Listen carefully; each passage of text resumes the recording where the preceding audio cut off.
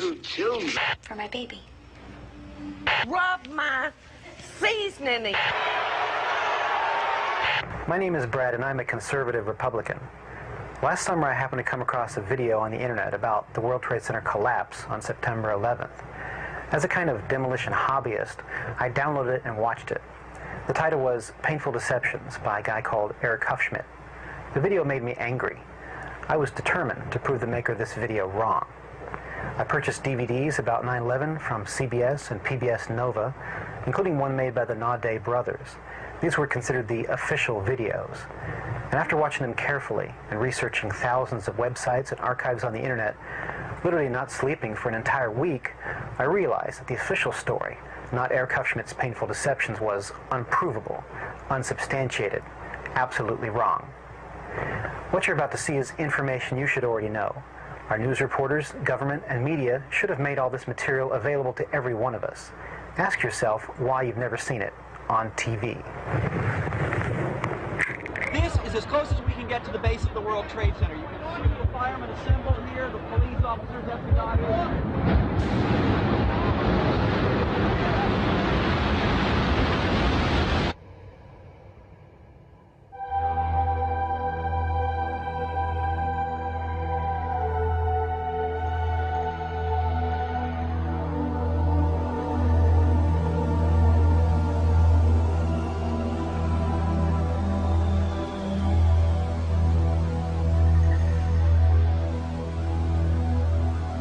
On September 11th, we learned that 4 passenger planes were hijacked and taken radically off course.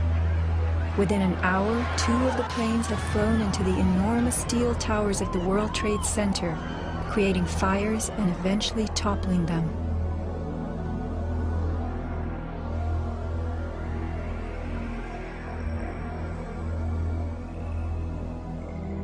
Dazed by the news, the American public soon believed the fires in the towers had burned so hot they caused the steel frames of the buildings to give way.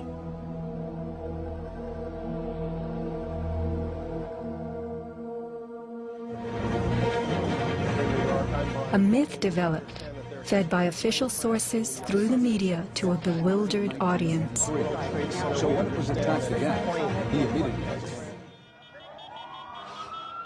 Elements of the myth. The impact of the airplanes, gallons of burning jet fuel, steel melting, the buildings failing and suddenly imploding. In a mere 10 seconds, 110 stories hurtled earthward, pulverizing into dust. We ran through the building and went into the... Right from the start, on the street itself, the official story was born. Come out of nowhere and just scream right into the side of the Twin Tower, exploding through the other side.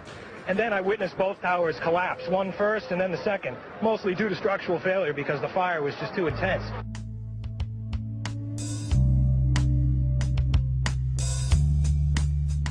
The myth bled into the FEMA report and was echoed by the experts.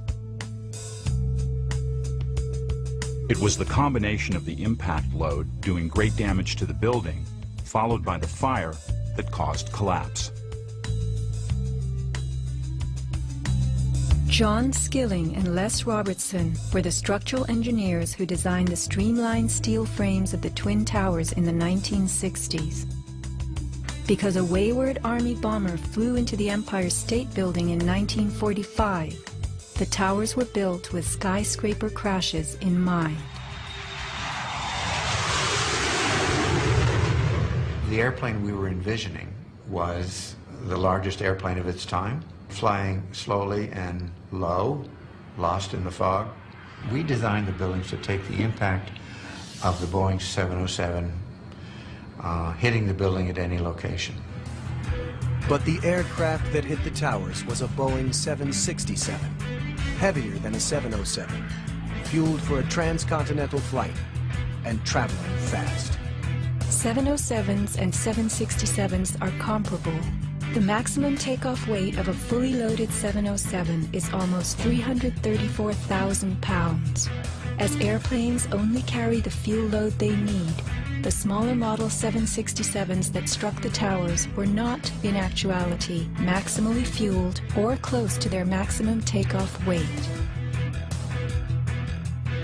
As for the heat of the fires, listen to the radio communications of these New York City firemen. We got two. I saw in the pockets of fire. We should be able to knock it down with 2 lines. Where you know that? 78th floor. We got two. I saw in the pockets of fire. We got two. Isolated pockets of fire. 2 water lines to knock them down. FEMA's executive summary relays that much of the fuel in the planes, jet-grade kerosene, was consumed by the initial fireballs and the following few minutes of fire. It then tells us that the burning jet fuel spread between floors and ignited the building's contents, causing more fire and generating heat. This was somehow enough to bring down the tower's 47-column steel core, 236 exterior columns, and thousands of steel trusses all at the same time. Watch the towers smoking in the aftermath of the plane strikes. If you have ever tried to light a wood fire, you will know that smoking logs tell you the fire is not burning successfully. Smoke is the sign of an oxygen-starved fire. The Twin Towers stood for over an hour, smoldering but not flaming. During that time, thousands of people were evacuated by way of the stairwells. Others, trapped by debris, stood in the smoke-filled windows and signaled for help. In fact, the towers did what they were built to do. The building was designed to have a fully loaded 707 crash into it. That was the largest plane at the time. I believe that the building probably could sustain multiple impacts of jetliners because this structure is like the mosquito netting on your screen door. This intense grid, and the jet plane is just a pencil puncturing that screen netting. It really does nothing to the screen netting. The towers were built to withstand 140-mile-an-hour gusts produced by winter storms. Anyone in them on a windy day could feel them swaying. The single impact of a jetliner was no more of a blow than the continued battering of a hurricane. I was just putting my stuff away, and all of a sudden we heard a loud crash, and the building started shaking, kind of moving like a wave. New Yorkers were stunned 1 hour later when the first tower fell. To the best of my knowledge, the considerations of the fuel in the airplane in terms of an explosion or a great fire was not considered. Now, we were not responsible for that aspect of the design. Imagine building expressly for airplane impact, but never thinking of the fuel.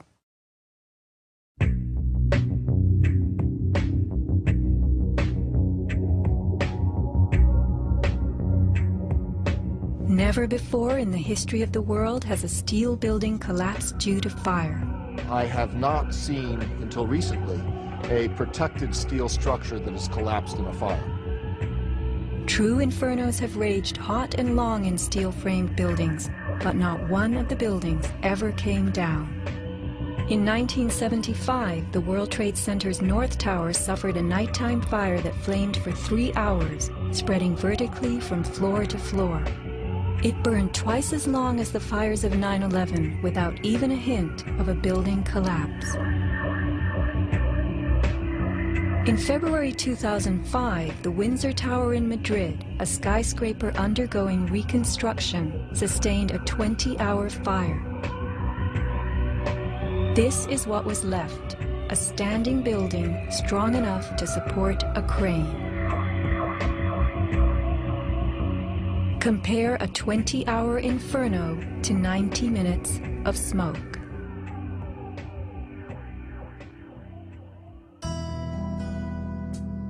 Why are buildings made of steel? Strong, light, and flexible, steel frames offer many advantages over wood and concrete, especially where skyscrapers are concerned. Steel makes big buildings relatively light, with tremendous load-bearing capacity. The upper floors won't crush the floors beneath them, and steel holds up better to weather and fire.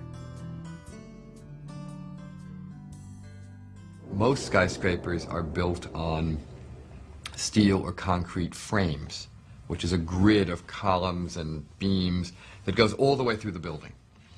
The World Trade Center was different. It was what engineers call a tube structure. It was a very, very strong mesh of steel that surrounded the exterior. Inside, there was the core, a rectangle of 47 columns made of 4-inch thick steel at the base, thinning with increasing height. The cores combined might with ingenuity, anchoring the towers and allowing them to flex. Look at the size of this steel. Solid, prefabricated floor assemblies, welded metal floor pans placed on top of trusses both welded and bolted to the vertical frames.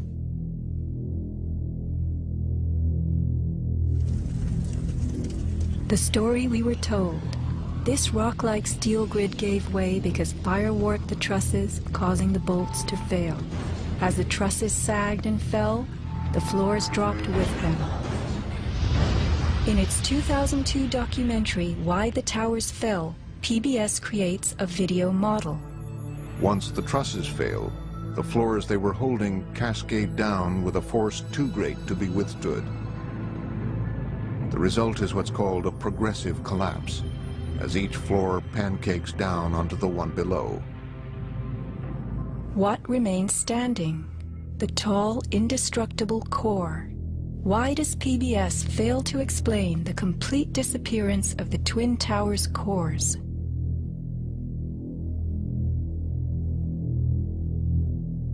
The official story's central thesis is based on heat, temperatures high enough to weaken steel.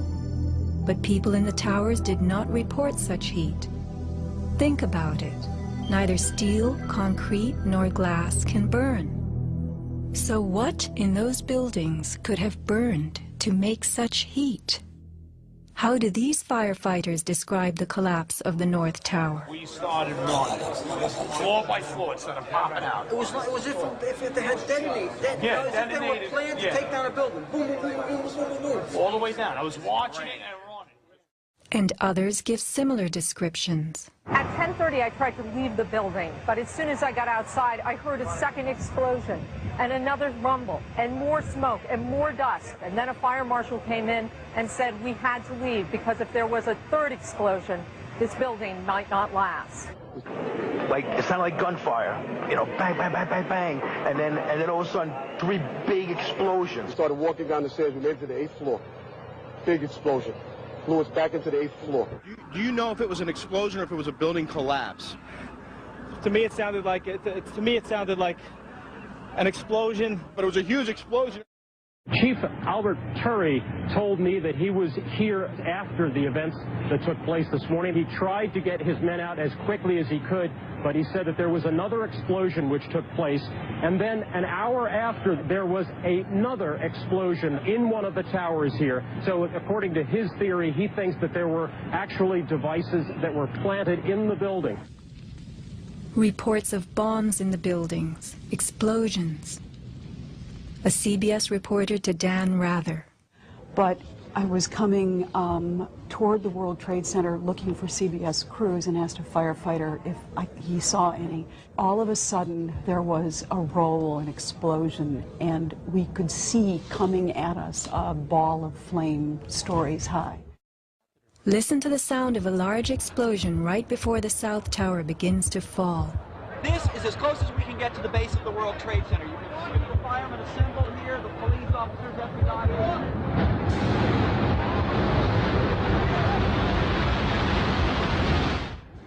Sound reaches us after what we see. If the boom we just heard was the sound of the building collapsing, it would follow the collapse. Instead, the boom is heard before. Whoa, whoa, whoa. Bring it back.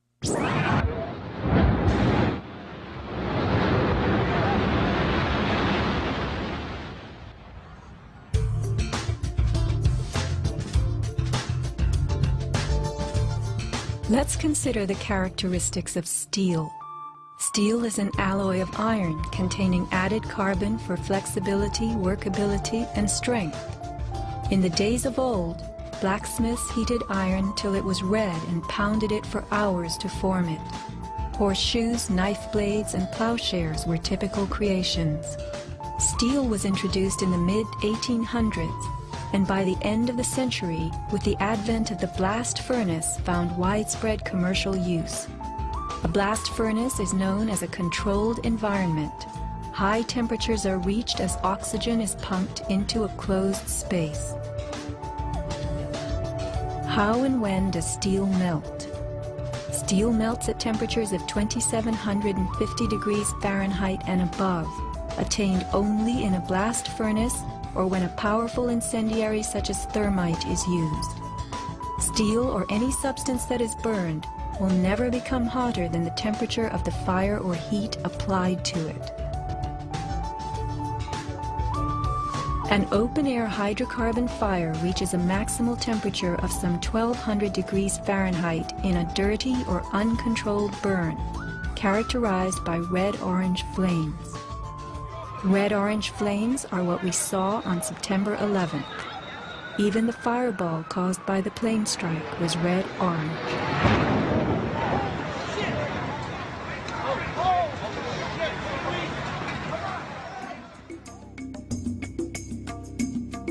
A controlled burn falls between a dirty burn like a fireplace and a controlled environment, the blast furnace. A controlled burn employs a regulated mix of air and fuel, an example being your gas stove or the engine in your car. You can fire up your gas stove all day long, making soup, roasting a duck, or simmering a stew. Made of steel, your stove will not melt, and nor will your pots and pans. This is a kerosene heater designed for use in any ordinary house. The heater runs on jet-grade kerosene contained in this tank. Made of steel, the heater can operate all night and all day. The kerosene fumes ignite and burn inside it, never causing even the smallest part of this heater to weaken or melt. Yet we were led to believe that these tremendous buildings, framed in steel and surfaced in aluminum, totally collapsed from small scattered fires and 90 minutes of smoke. Take note of these hurtling beams, thrown laterally outward as the tower comes to earth. Would fire have the strength to eject such huge hunks of metal? MIT engineering professor Thomas Eager's 2001 paper is officially considered the academic standard for explaining the World Trade Center collapses. In it, he tells us that steel loses half its strength at 650 degrees Celsius, and that the fires that day did not get much hotter than this. He stresses, however, that the fires did not burn evenly. It was the uneven temperatures that caused the steel to deform and some of the floors to fail. These falling floors brought down the whole building.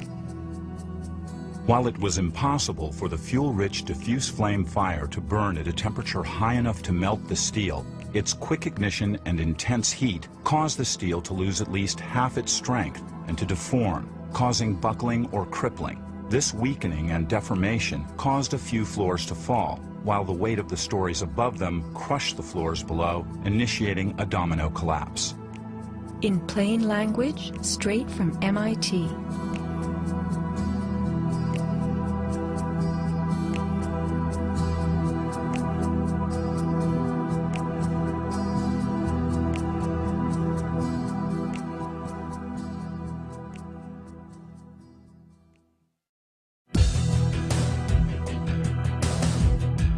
What do falling buildings look like? What do demolitions look like?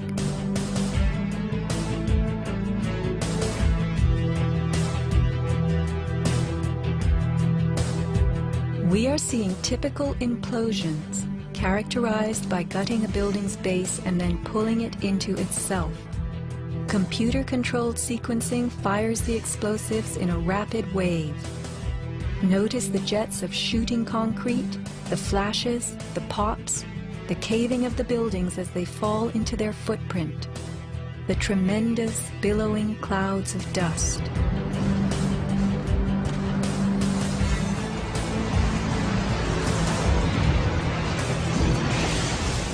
Now let's look at the collapse of the Twin Towers.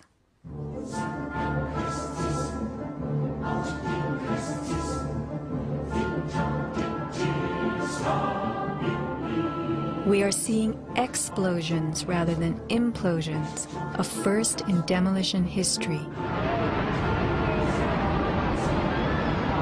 A sequenced rumble becomes a roar as debris is thrown outward. The damage is not contained. Even the windows are blown from neighborhood buildings. What kind of energy enabled this? Would fire hurl metal and concrete sideways into the air? Here, a 600,000-pound chunk of steel, twice the weight of a Boeing airliner, was flung 400 feet, wedging itself deep into 3 World Financial Center on Vesey Street.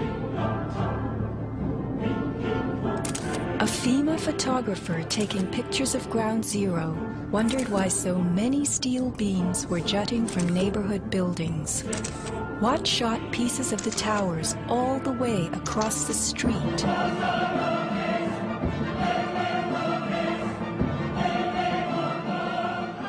In April 2006, New Yorkers were distressed to learn that bone fragments, human remains from 9/11, had been found on the roof of the nearby Deutsche Bank building. And how, in God's name, did those fragments get there?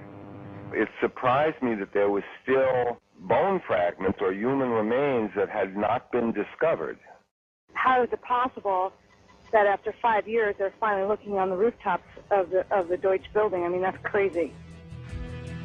And bone fragments less than a centimeter long. How could they be so small? So much to be explained. Why did the South Tower fall first when it was the second tower to be hit? Watch the top of Tower 2 leaning outward, about to topple. Then suddenly, it disintegrates in midair. What causes this giant slab of steel and concrete to turn into dust before our eyes?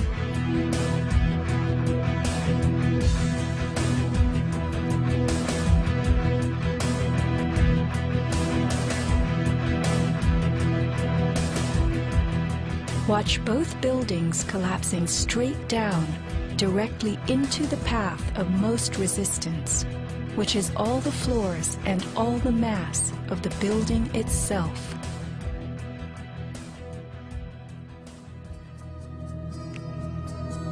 The World Trade Center towers came down in approximately 10 seconds. Seismic data from Columbia University puts the North Tower collapse at about 8 seconds and the South Tower at approximately 10. Lynn Simpson, a survivor from the 89th floor of the North Tower, describes the site. And I saw the Trade Center literally collapse in upon itself floor by floor by floor, and it took seconds for it to happen. It was a massive building, and it just pancaked. 10 seconds. These are 110-story buildings coming to Earth at free fall speed, the rate at which an object drops through air. The lower floors would need to give way completely as the floors above them fell. Can a person walk through a closed door as quickly and smoothly as one that is open? A 10-second collapse means the upper floors encountered no resistance from the undamaged floors beneath them.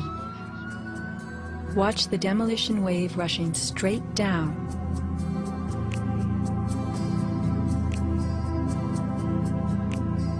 Here the South Tower is half its original height, but wreckage from the upper collapse has not yet fallen this far. We are watching a demolition moving faster than gravity itself, a building bursting into powder from top to bottom.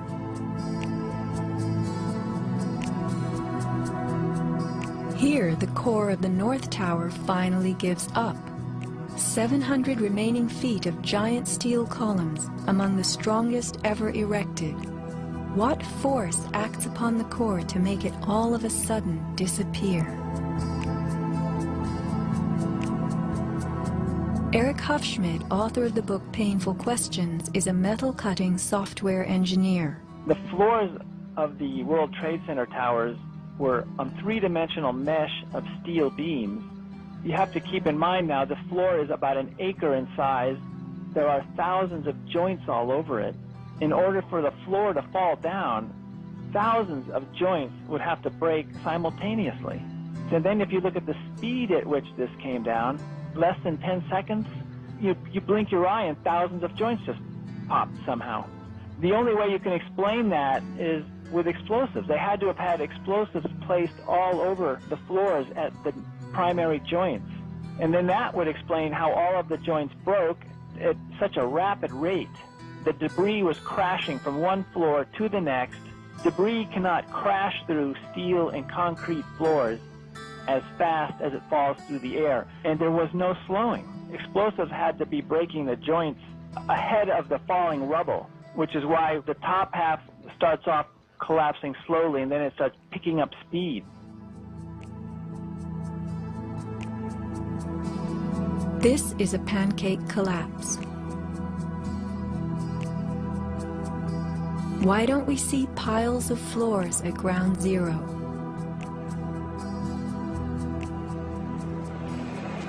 And paper blown everywhere. Wouldn't a pancake collapse have trapped the contents inside? What blew this paper all over New York? If you were to drop a billiard ball from the top of the Twin Towers, it would hit the ground in just over 9 seconds, the average time it took for the towers to fall. Helped by gravity and falling through air, the ball will gain speed. The calculation for a pure pancake collapse of 110 stories, with each floor pulverizing to get out of the way, is 96 seconds. In the real world, with the floors creating resistance, a pancake collapse would lose speed. Never would it gain speed.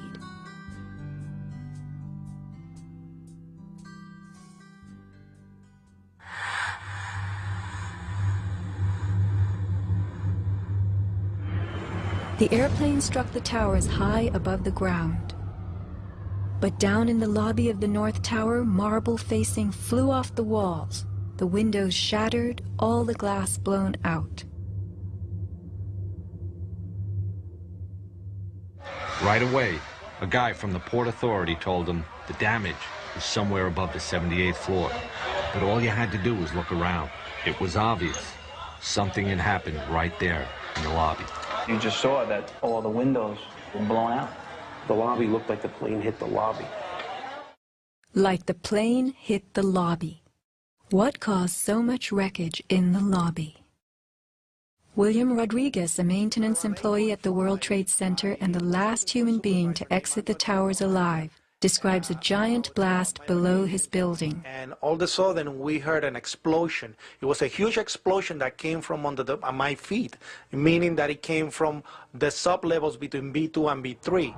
And then there was a huge explosion at the top of the building.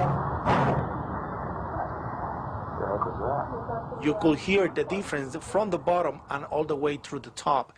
The one from the top, which was actually seconds after, was heard very far away.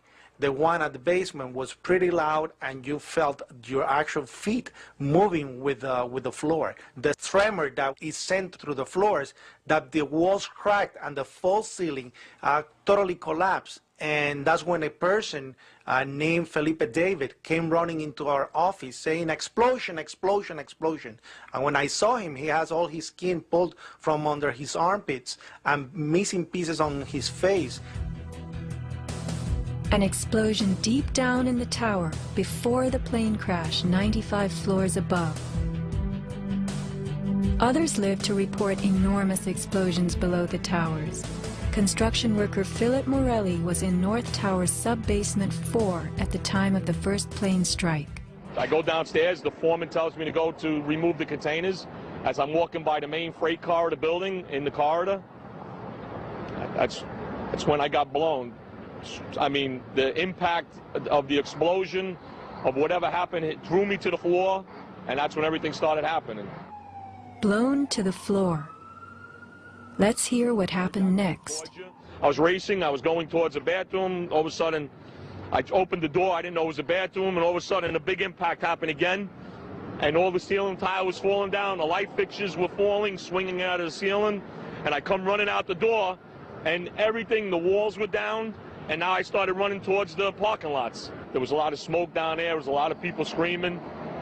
People came with us, running up the ramps. Philip then ran underground to the South Tower. You know, you got to go clear across the whole from 1 to 2 World Trade Center. You know what I mean? That's the way you got to run. And then all of a sudden, it happened all over again. Something else hit us to the floor. Right in the basement, you felt it. Walls were caving in, everything that was going on. I mean, I know people that got killed in the basement. I know people that got broken legs in the basement. People that got reconstructive surgery because the walls hit them in the face. Engineer Mike Pecoraro in the 6th sub-basement found the parking garage and machine shop reduced to rubble.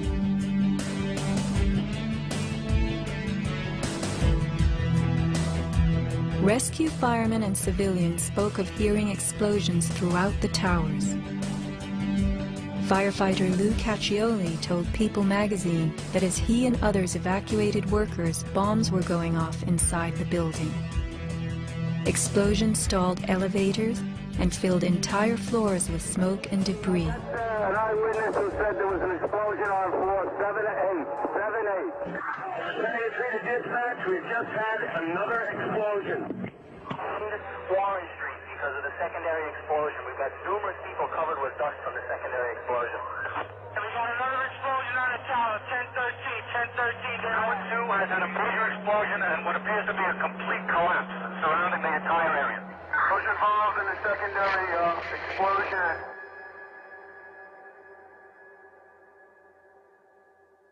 William Rodriguez, helping the firefighters, reports blasts within the North Tower well before it fell.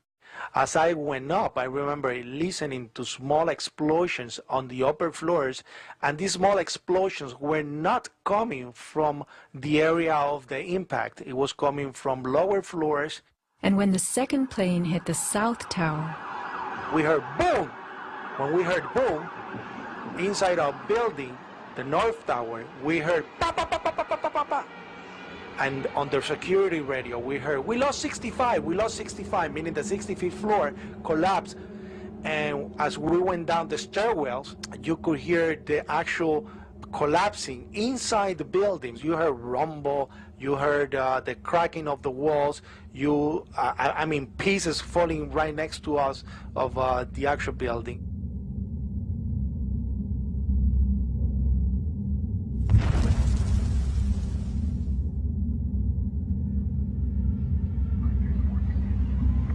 What happened at the base of the towers just before they came down? Smoke appeared at street level.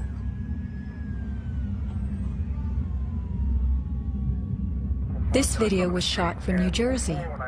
An explosion is heard as white smoke rises at the base of the building. Now people are gathering in large groups. In fact, at one floor, smoke was coming from the city.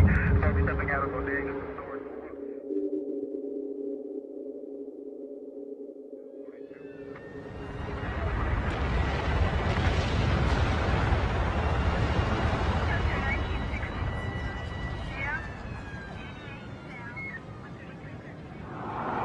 Watch the camera shake on its tripod as a large energy source rocks the ground. 9 seconds later, the North Tower falls. I heard like an explosion and then a cracking type of noise. And then it sounded like a freight train, rumbling and picking up speed. I looked up and I saw it coming down. As I came out of the North Tower, everything started trembling under my feet like an earthquake. The only thing I saw was a fire truck. I ran towards the fire truck and slid right under, when the building started to collapse right on top of the fire truck.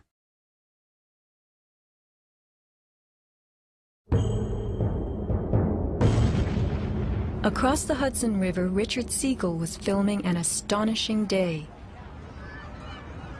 The sound meter of Richard's camera caught something very significant. Adjusted for the distance involved, as sound travels more slowly than what we see, the camera registered multiple explosions in the towers. Here is the South Tower record. Then the building fell.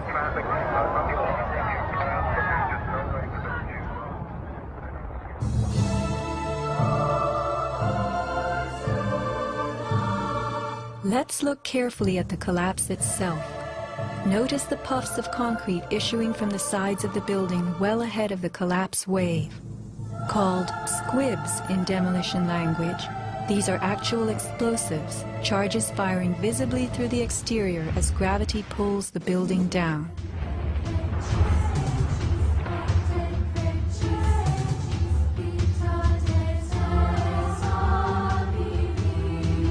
Here are more.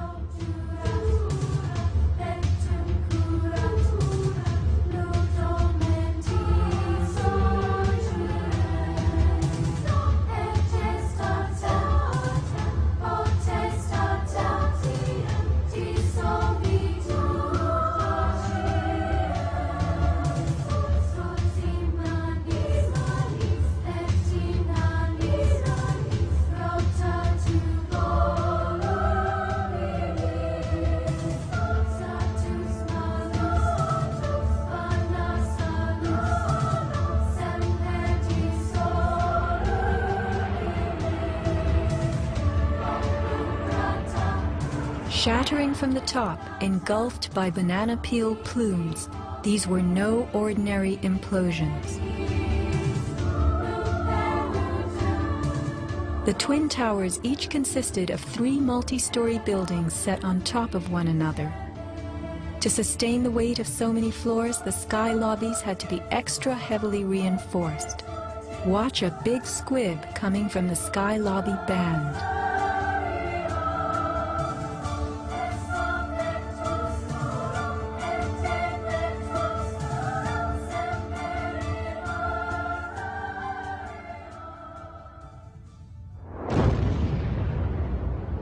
A powerful blast produces what is called a shock wave. Explosions generate extremely high compressional waves that exceed the limits of surrounding air and space, creating a violent force. When the debris started coming down, I was right in the shadow of the South Tower. I was less than 100 yards away. Everybody saw the video over and over again of that cloud chasing people down the street. It was like a tornado. It was like being hit by a wave at the beach, but the wave was intense, it was hot, it was noisy. It was like getting hit in the back by gravel, rocks, like somebody had picked up handfuls of rocks and was just throwing them at you. And the noise kept coming and coming, and one second I was running, and the next second I was flying. I was just, I had no control over my feet, no choice as to what direction I was going. I was in the air, and it seemed like I was being followed by this tornado of darkness. The South Tower fell first. This is the shockwave blast as it rocks the tower next door.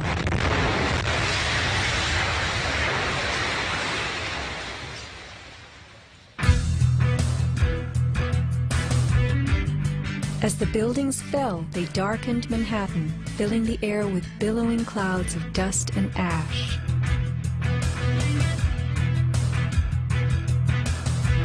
What produces these huge, scudding, cauliflower-like masses of slowly moving dust?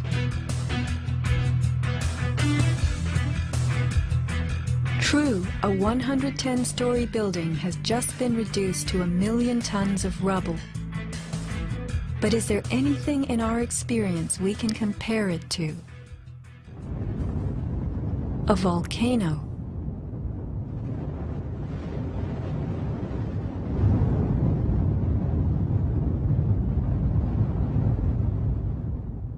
The U.S. Geological Survey website provides us with a definition of a pyroclastic flow as a ground-hugging avalanche of hot gas and debris. The rising gas chimney is clearly visible in this photo of the North Tower implosion with pyroclastic flows between buildings. The cauliflower shape of the debris clouds is a telltale sign of pyroclastic flows generated by massive explosions typical of volcanic eruptions and controlled demolitions. That is the second building that has gone down. A pyroclastic surge can even flow over water as hot gases carry dust created by explosive energy. Here, the South Tower implosion creates a pyroclastic surge moving out over the Hudson River. A volcanic eruption produces exactly the same thick, scudding ash, heavy with debris, hugging the ground as it flows out from a tremendous internal explosion.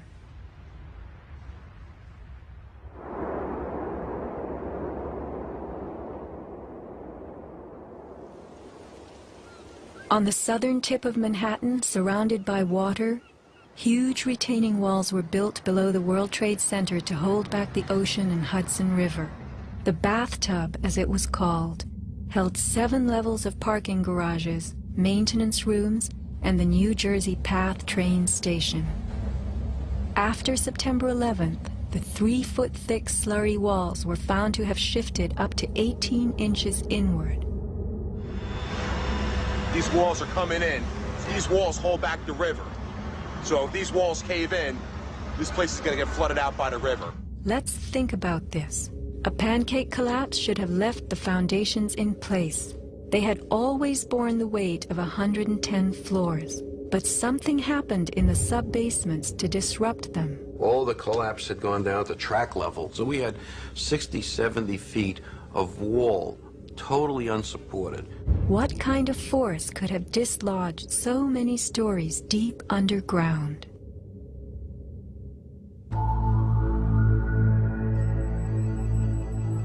The pile itself seemed to have a life of its own. It spewed fire when we dug into it. The ground continued to burn. Les Robertson publicly reported that 3 weeks after the collapse, live fires burned and molten metal still flowed underground. You see how this debris is still smoking? That's from the fires that are still burning. 8 weeks later, we still got fires burning. Steel-toed boots is one of the biggest things. Out still on the rubble, it's still, I believe, 1,100 degrees. The guy's boots just melt within a few hours. In November 2005, physics professor Stephen Jones of Brigham Young University published a 25-page treatise on the collapse of the Twin Towers and Building 7, applying the laws of physics to the official story. From an interview on MSNBC. As we read in the FEMA report, it says here, and I put this in my paper, of course, the best hypothesis, which is the only one they looked at, fire, has only a low probability of occurrence. Further investigation, analyses are needed to resolve this issue, and Professor, I agree with that. I am sorry that we are out of time, and I'm not sure that Whoa. You've one other thing I want to mention about... Okay, if you can hit it, okay, hit it quickly. all right. Okay, here we go. Molten metal in the basements of all 3 buildings. Right. And yet all scientists now reasonably agree that the fires were not sufficiently hot to melt the steel. So what is this molten metal? It's a direct evidence for the use of high-temperature explosives such as thermite. Thermite produces molten iron as an end product. Okay. We appreciate your coming on, even if I don't understand your theories. We appreciate you trying to explain them. Thanks. Professor Jones barely got in his mention of thermite. An incendiary used by the military, thermite is a compound of iron oxide and aluminum, which when ignited sustains an extreme heat reaction, creating molten iron. In just 2 seconds, thermite can reach temperatures over 4,500 degrees Fahrenheit. quite enough to liquefy steel. This is thermite melting the engine of a car. We know that open-air fires cannot burn hot enough to melt steel, but metal had melted at the base of the towers. The second product of a thermite reaction is aluminum oxide, visible as white smoke. Was thermite used in conjunction with explosives on September 11th? Watch this very bright substance pouring from the 81st floor of the South Tower.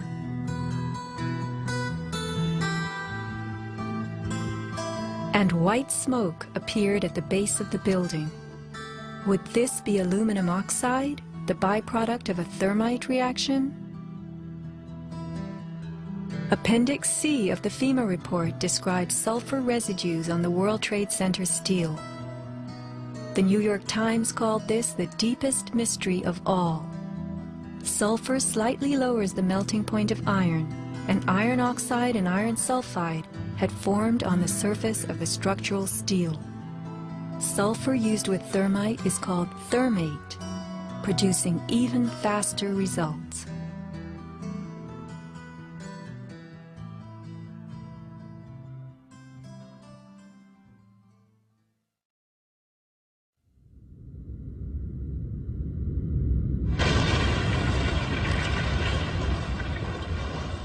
Let's look at what happens in the demolition industry.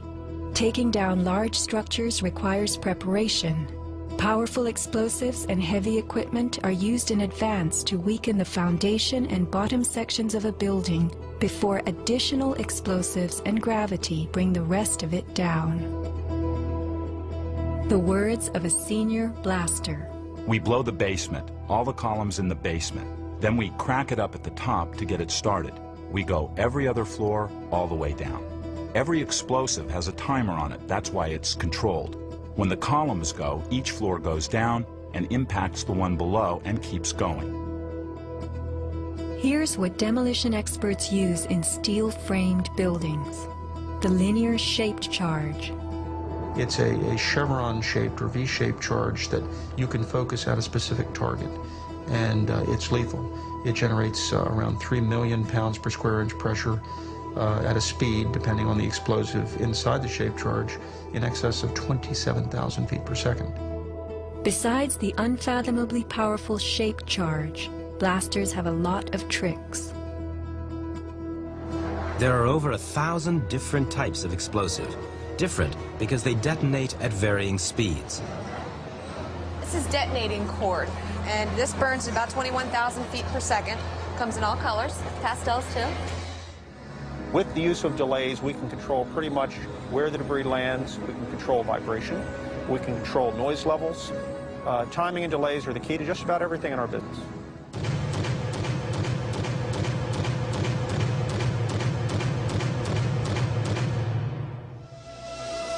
And what is the result? The thing that pleases me is the fragmentation and the control. I wanted to take a building and break it up into millions of pieces and put it in this basement as artfully as we do it, and it works just like clockwork. So we've got it all down to a science. It gives me goosebumps to talk about it.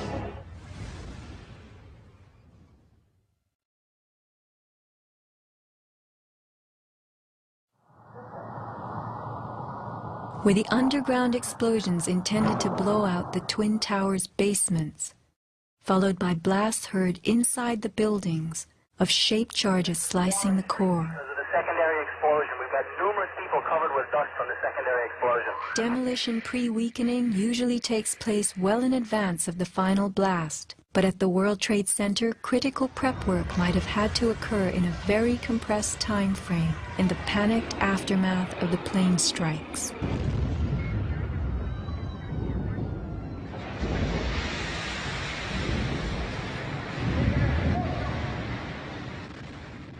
These core columns were discovered after the collapse. The angled cut occurs in exactly the manner that shaped charges slice through steel beams to control the way they fall. Notice the hardened once liquid metal. Was thermite used with the shape charge? The job of the shape charge is to cut steel H-beams. The way we do this is by cutting the beam at an angle, which, through a series of beams cut at the same angle, will tend to make the building shift over and walk. Let's look at the rubble of two 110-story buildings brought to the ground. In a 7-story crater lie nearly 2 million tons of debris. Had the basements not been blown out, where would 2 million tons have gone? Heaped on the ground, ready to slide and spill? The art of controlled demolition.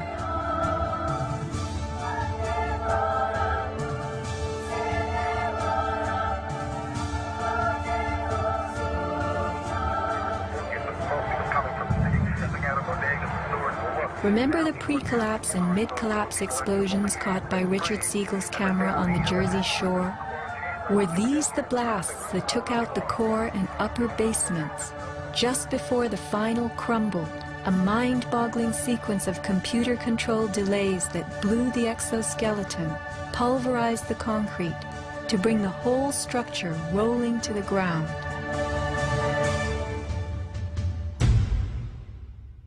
Was this the story of that day?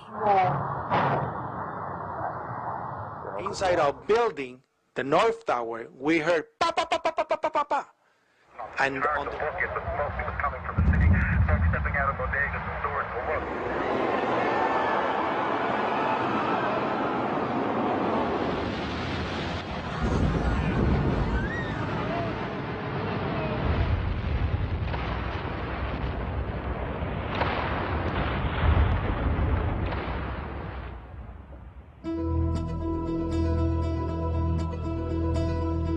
Some people appear to have known the imminent future on that fateful day.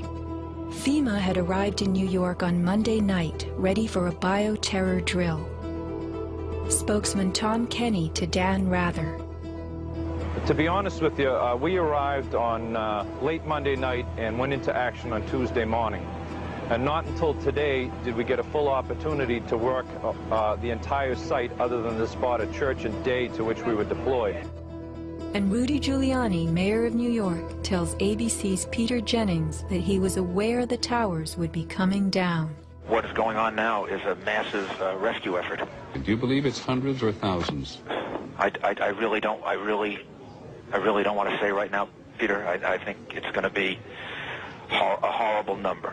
I saw people jumping out of the World Trade Center. I saw some of the firefighters who I know going into the building. And we were in a building in which we were trapped for about 10, 15 minutes. And we set up headquarters at 75 Barclay Street, which was right there with the police commissioner, the fire commissioner, the head of emergency management. And we were operating out of there when we were told that the World Trade Center was going to collapse. The World Trade Center was going to collapse. It was going to collapse. It was going to collapse. Similarly, Larry Silverstein, new leaseholder of the World Trade Center, regretfully declared that a decision was made to pull Building 7 by the end of the day, the last structure added to the World Trade Center complex. Let's hear Mr. Silverstein's actual words, delivered for our benefit in the 2002 PBS documentary, America Rebuilds. I remember getting a call from the fire department commander telling me that they were not sure they were going to be able to contain the fire. And I said, you know, we've had such terrible loss of life. Maybe the smartest thing to do is pull it. And they made that decision to pull, and then we watched the building collapse.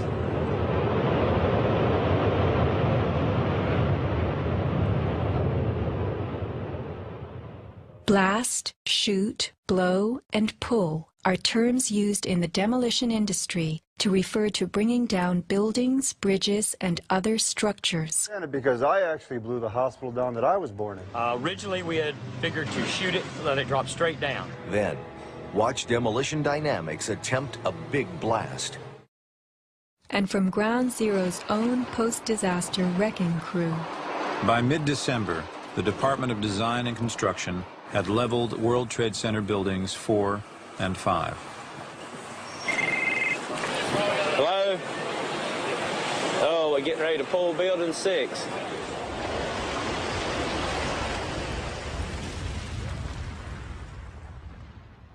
Silverstein, a commercial real estate tycoon with international political connections, acquired a 99-year lease on the World Trade Center complex in the spring of 2001. Throughout the summer, he reworked the insurance policies on his new property, making sure that it was covered for acts of terrorism. Explicit in the lease agreement was Silverstein's right to rebuild the complex if it were destroyed. After 9/11, Mr. Silverstein fought his insurers in court to obtain double his policy limits for the destruction of his property, maintaining that the double hijacking constituted 2 disasters caused by terrorists, not just one. He won and was awarded over $7 billion, a magnificent return on his original $15 million investment. My first reaction is to think about the families of those people, the tragedy, the magnitude of it. However, I firmly believe that we should rebuild.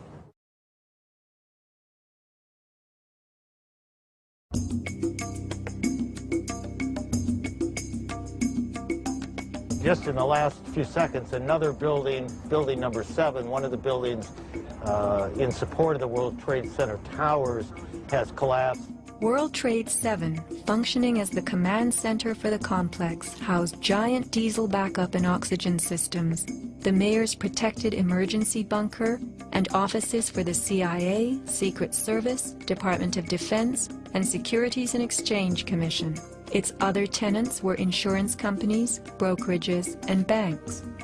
No plane hit Building 7, but at 5:20 p.m. on September 11th, it collapsed in a heap on the ground. Some damage to Building 7 is said to have been caused by debris from Tower 1. Though this New York Times article tells us Building 7 burned like a giant torch, the only visuals that exist are of unidentified smoke and a few small fires. Compare this to the wallops sustained by World Trade Center 3, 4, 5, and 6. Positioned right below the towers, damage to the surrounding World Trade Center buildings was infinitely worse. Still, the structures held up. But somehow, rescue workers knew that Building 7 would fall. You hear that? Keep your eye on that building. It'll be coming down soon. A 47-story skyscraper, Building 7 folded neatly in 6.5 seconds, a textbook descent right into its footprint. Silverstein Properties now tells us that its owner was referring to the team of firefighters inside the building when he spoke of the decision to pulling the firemen out of harm's way. However, there were no firefighters in Building 7, according to FEMA, NIST, and Fire Chief Frank Fellini. They were ordered out at 11:30 that morning. 6 hours later, the building came down. You know, we heard this sound that sounded like a clap of thunder. Turned around, it looked like there was a shock wave ripping through the building, and the windows all busted out, and you know, it was horrifying. About a second later, the bottom floor caves out, and the building followed after that. Radio host Alex Jones notes the mark of a classic implosion. This is a photo taken 1 second into Building 7's collapse. Notice the crimp. If we look at other controlled demolitions, we see that they first blow one of the central columns so the building falls in on itself. If you don't do this, the building falls outward and can damage surrounding structures. Building 7 had a classic crimp or wedge. Its central column was blown out first, so it didn't structurally damage buildings just a few feet away from it. Remember the mayor's emergency bunker?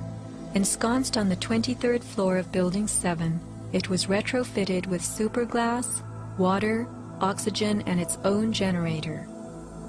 But Mayor Giuliani chose to find emergency shelter elsewhere on September 11th. Why Building 7? Even the media and its experts were confused.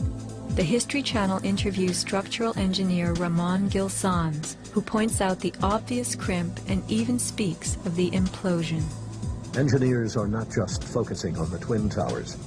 The most disturbing structural event was not that the Twin Towers fell, but that Tower 7, ignited by flying debris, fell due to fire alone. Building 7 was a steel frame building, and is the first steel frame building that has collapsed due to fire. The failure of the building was an implosion. So it failed completely different than Towers 1 and 2, in which the floors failed first. Why Building 7? Let's ask the question again. As the WTC Command Center, was it the hub for the 9/11 plan? Also, in 6.5 seconds, lost forever were thousands of SEC case files on corporate fraud, including those relating to the notorious activities of giants WorldCom and Enron. A few indictments for stock fraud, but what of the $70 billion California electricity swindle? It disappeared.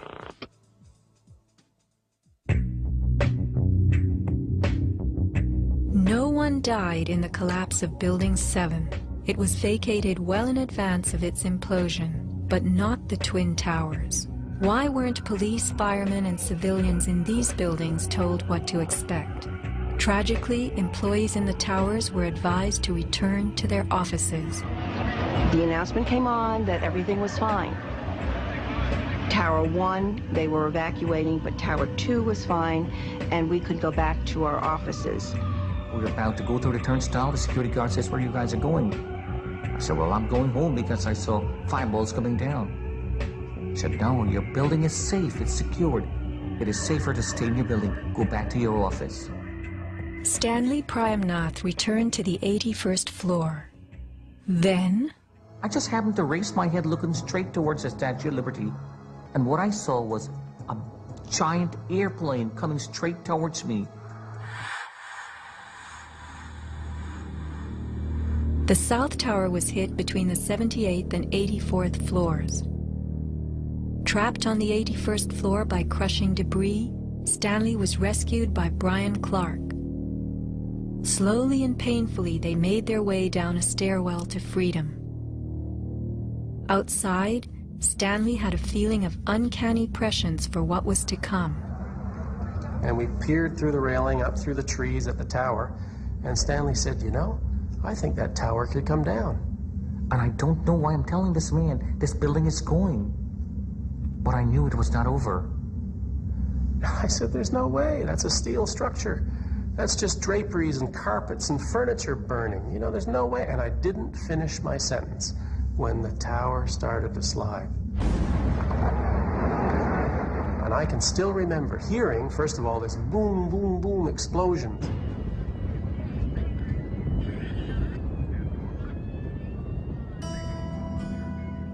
Not all were blessed with intuition or foresight. Joseph Milanowicz reached his son Greg by cell phone. Greg at that time, I could tell by his voice, was scared. He said to me, "Dad, can you get in touch with someone and tell them that there's about 20 of us on the northeast corner of the 93rd floor." Greg had been about to leave the South Tower after the North Tower was attacked, but was told it was safer to return to his desk. A couple of times he said, "Why did I listen? Why did I listen?" Who was a director in the company that provided electronic security for the World Trade Center and Washington's Dulles Airport, both involved in September 11th? None other than the president's younger brother. From 1996 to 2000, Securacom installed what was referred to as a new security system at the World Trade Center. Wirt D. Walker III, a cousin of the Bush brothers, was CEO of Securacom from 1999 until 2002. Interestingly, these facts have not been made public. Was it only a security system that was added during those years, or was it also the wiring for a long-awaited plan? Scott Forbes, an IT specialist in a firm that had leased space in the South Tower since its erection, reported an unprecedented power down in his building for almost the whole weekend prior to 9/11. We were notified 3 weeks in advance of the power down by the Port Authority. That was relatively short notice to plan to shut down all of our banking systems. It was a big deal. It was unprecedented. We had a data center on the 97th floor, so our originating servers were all there. During that weekend, the power down meant that there was no security. The doors were all open, basically. And also the security video cameras were all off. But there were guys in overalls carrying huge toolboxes and reels of cables walking around the building on that weekend. Employees were notified that internet cables were being upgraded. But who were the strange workmen, and what were they really doing? All the power was shut down. If there was a power down, that meant that everything was gone in terms of security, in terms of access to the building, so anybody could have gone there and do any kind of setup. Having worked overtime to get his company's servers back up, Scott took the day off on September 11th. As he watched the towers collapse from New Jersey that morning, he was sure this had been the purpose of the mysterious weekend work. Scott notified many authorities, including the 9/11 Commission, about the unusual and lengthy power outage, but was ignored. Ben Fountain of Fireman's Fund spoke of unusual evacuations ordered at the Twin Towers during the weeks before September 11th. Others reported that the security alert was inexplicably lifted 5 days prior and bomb-sniffing dogs were removed. What would the dogs have discovered had they remained on duty?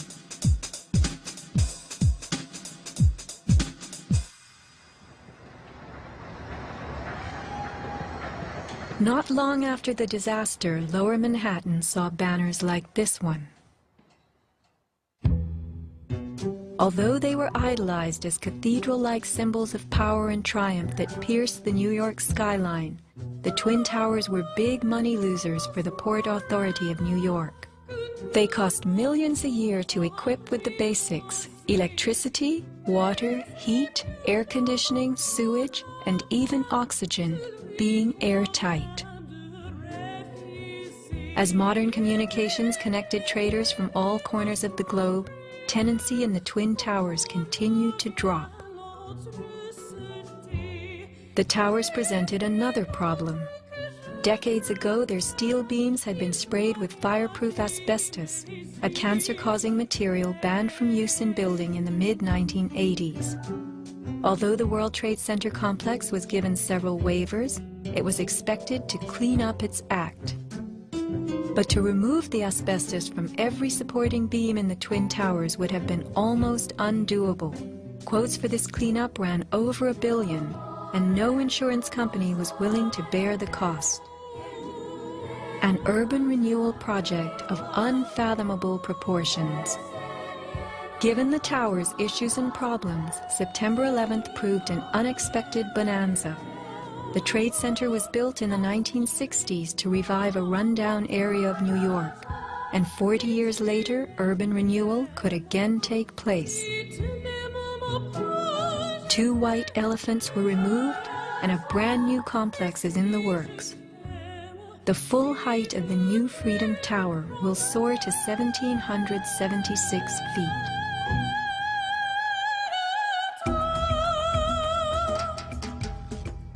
The suffocating dust that engulfed Manhattan was much more than dust. It was pulverized concrete, glass, metals containing lead, mercury, dioxins, benzene, and of course asbestos. None of that was healthy for any living thing. Today, thousands of rescue workers have developed lung cancer and serious permanent health conditions. And the rescue dogs continue to die. What you had was a ground-level municipal incinerator that smoldered for months, burning up the most heavily computerized building in the world.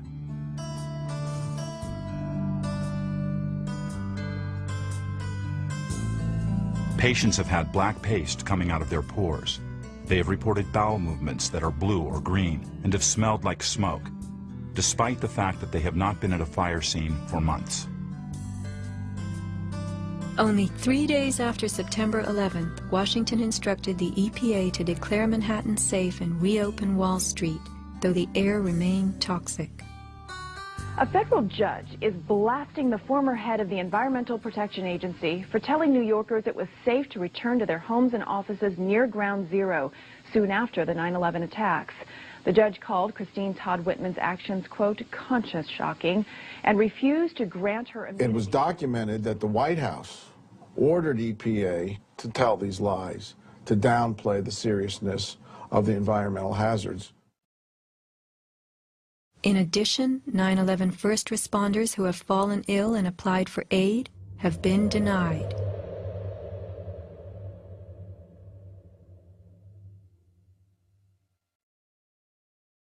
Asbestos plays a part in the myth of why the Twin Towers fell on September 11th.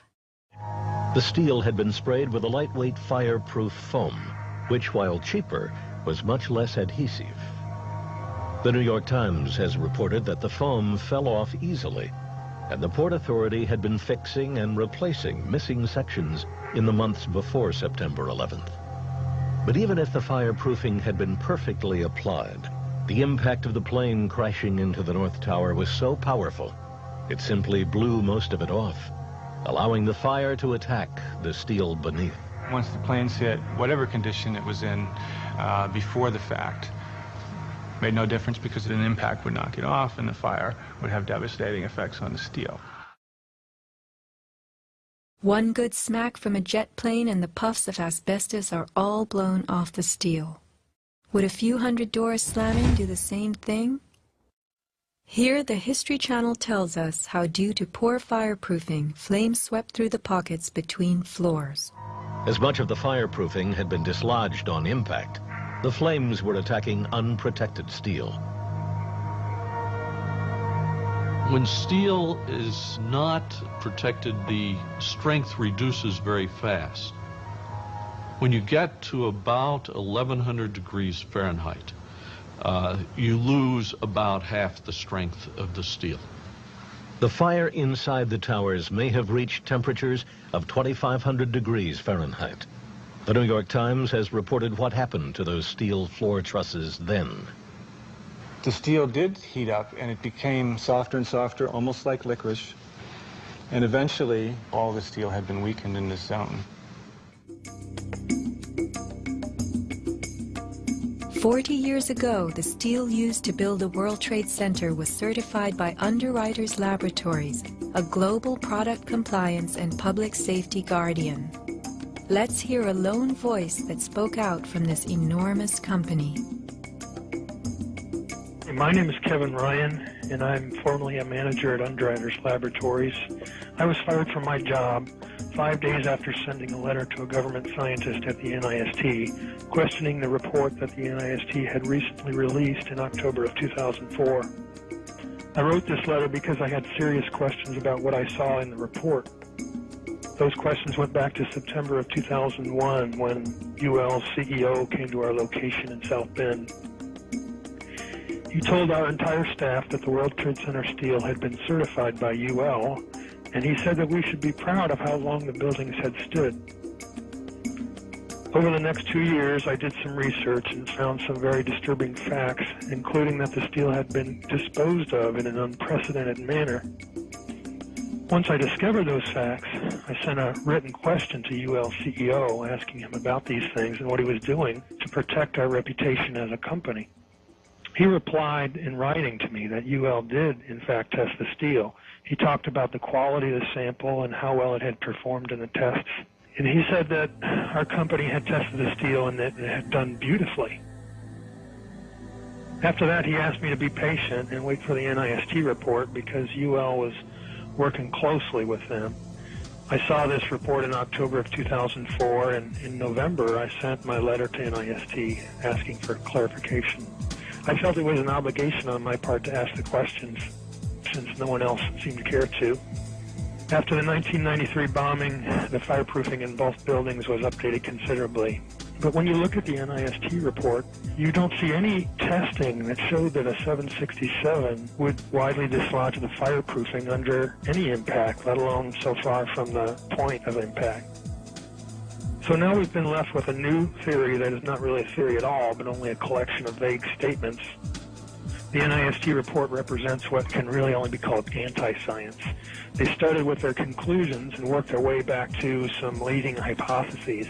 When the results of the physical tests showed that the temperatures were far too low to soften steel, and that the floors could not have collapsed, and that the fireproofing could not have been widely dislodged, the NIST ignored these results and built a black box computer model that no one can argue with, and that would spit out the right answers. Today, anyone who's conscious enough to know what's happening in the world knows that most government policy is being driven by this false story. Crack down and punish the perpetrators of this attack. This is being seen on Capitol Hill as another Pearl Harbor, as another Pearl Harbor, as another Pearl Harbor.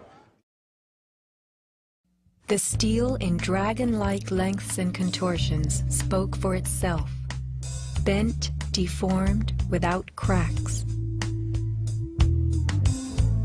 I found it hard to believe that it actually bent because of the size of it and how there's no cracks in the iron.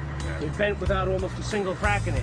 It takes thousands of degrees to bend steel like this. Typically you'd have buckling and tearing on the tension side, but there's no buckling at all. There's no buckling at all. Here is the meteorite, molten iron fused with concrete. And architects, engineers, people who work with steel, welders have just never seen the level of destruction and the level of deformation of this material in our lives. It is true that heat expands steel. In a fire, steel members may swell and bend slightly. But this, how could these huge tangles have been created? The steel below the towers had melted at many thousands of degrees. Since metal conducts heat, were these twisted remains formed by high temperatures wicking their way through a gridwork of steel?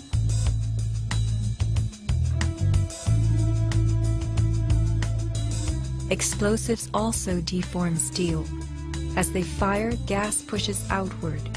The force of the gas can easily bend a large steel column.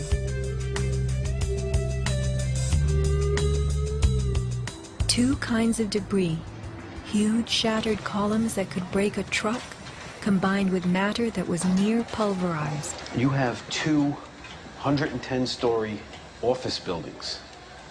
You don't find a desk. You don't find a chair. You don't find a telephone, a computer. The biggest piece of a telephone I found was half of the keypad, and it was about this big. In 1886, 4 gold miners lost their lives in an underground explosion. The bodies of these 4 men were brought to the surface in one barrel. The biggest piece recovered was part of a foot. September 11th left over 1,100 bodies unaccounted for. At Ground Zero, this was found inside a length of steel.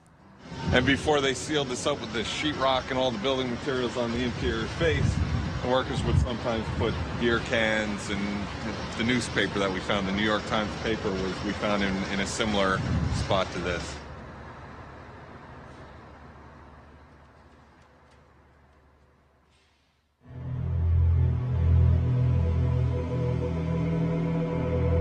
Secrets cannot be kept forever. Just as that newspaper from 1969 revealed itself to us decades later, we will someday know the inside of September 11th. The reasons for the staging of such a production go far back into time. Insurance policies covered nearly everything in the World Trade Center that was destroyed. But what if certain commodities could be removed in the nick of time? Gold and silver held by commercial banks and the COMEX exchange is said to have been stored beneath Ground Zero. This single cache belonging to the Bank of Nova Scotia was unearthed and made public. Was there more, and was it removed, remains a question. As last survivor William Rodriguez climbed the stairwell to rescue people, he remembers a very strange thing. As I stood there on the 33rd floor, I heard very strange noises on the 34th floor. Now, the 34th floor was an empty floor, a floor that did not have any kind of walls, or it was a construction floor. It was totally hollowed out. There was nothing there, and I heard very heavy equipment being moved around, and it sounded like dumpsters with metal wheels being moved around, and I got scared because I knew it was an empty floor. Nobody was supposed to be there. As a matter of fact, not even the elevators stopped there. You have to have a special access key to open the door on the 34th floor. So to find that there were strange noises there, and I continue actually bypassing that floor because I didn't dare to open the door on the 34th floor. Something told William Rodriguez not to mess with the 34th floor. I got scared. Yet William Rodriguez was not a man who was scared that day. He remained in a burning building against firemen's orders, endangering his own life as he saved the lives of others. What could have been happening on the 34th floor? For weeks, Scott Forbes had heard similar noises on the 98th floor above him. It must have been at least 4 to 6 weeks before 9/11.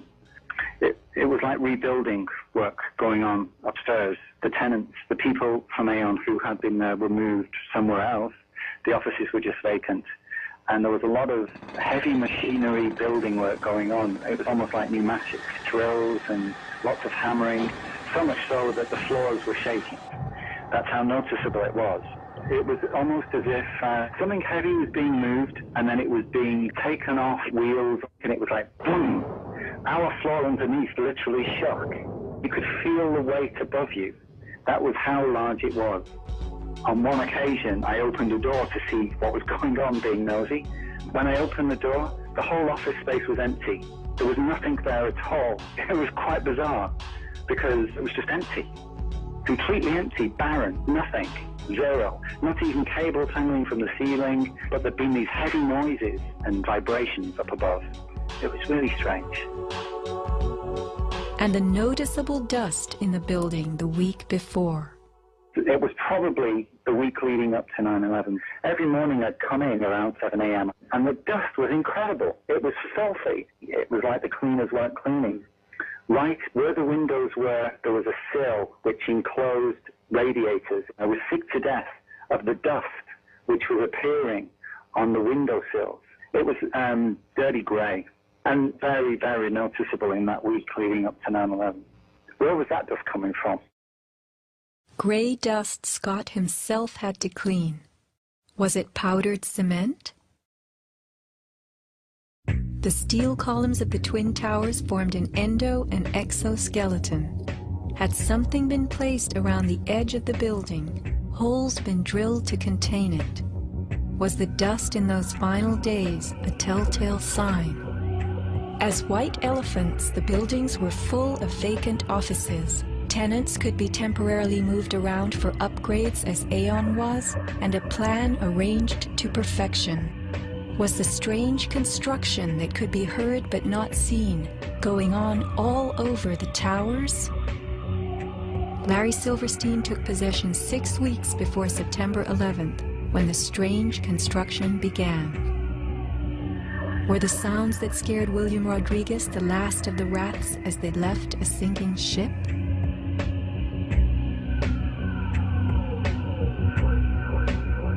By taking a day off, Scott Forbes saved his life. This woman was not so fortunate. She is 9/11's Iphigenia, calling soundlessly to people who could not help her. Christopher Hanley trapped with 100 people on the 106th floor of Tower 1. Fire Department 408, where's the fire?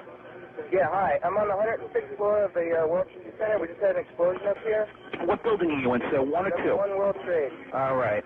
Yeah, there's smoke, and we got about 100 people up here. Sit tight. Do not leave, okay? There's a fire or an explosion or something in the building. All right? I want you to stay where you are. Yes. Kevin Cosgrove trapped on the 105th floor of the South Tower. There's smoke right there, 105, 2 power. It's really there. It's black. It's iron. My wife thinks I'm all right. I called her and said I was leaving the building. I was fine, and bang. It's the 3 of us, 2 broken windows. Oh, God!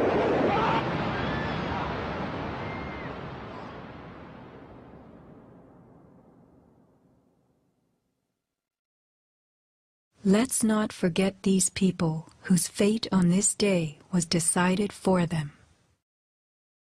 As we know, secrets cannot be kept forever.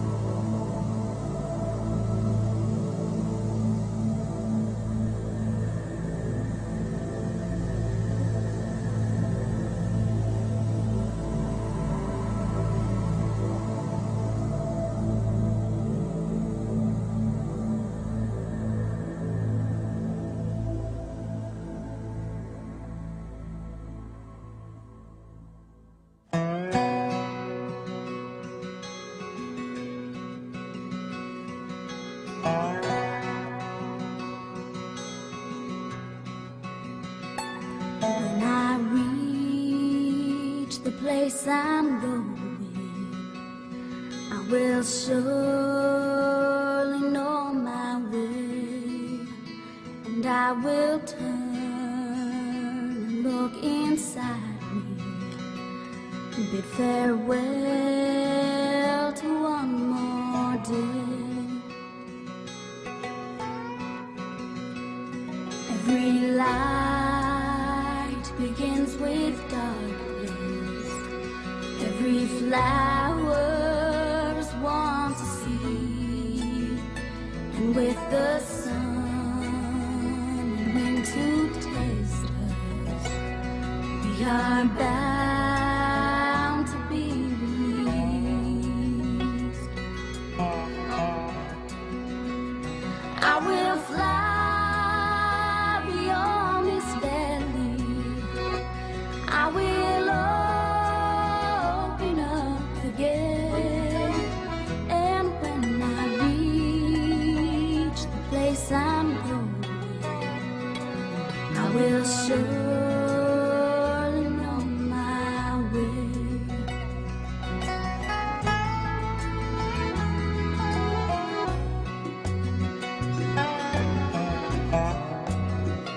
We have hands to hold our sorrow. We have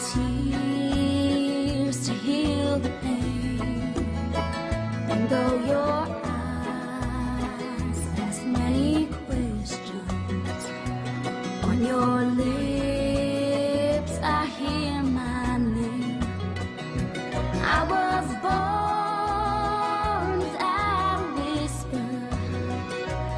I was born beneath the rain.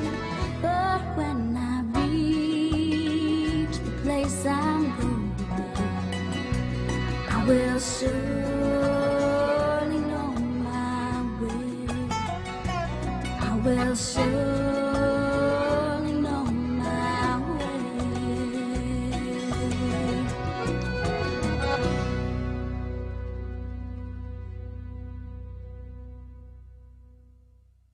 So are you tired of editing? Me? Yes. No. Are you filming me?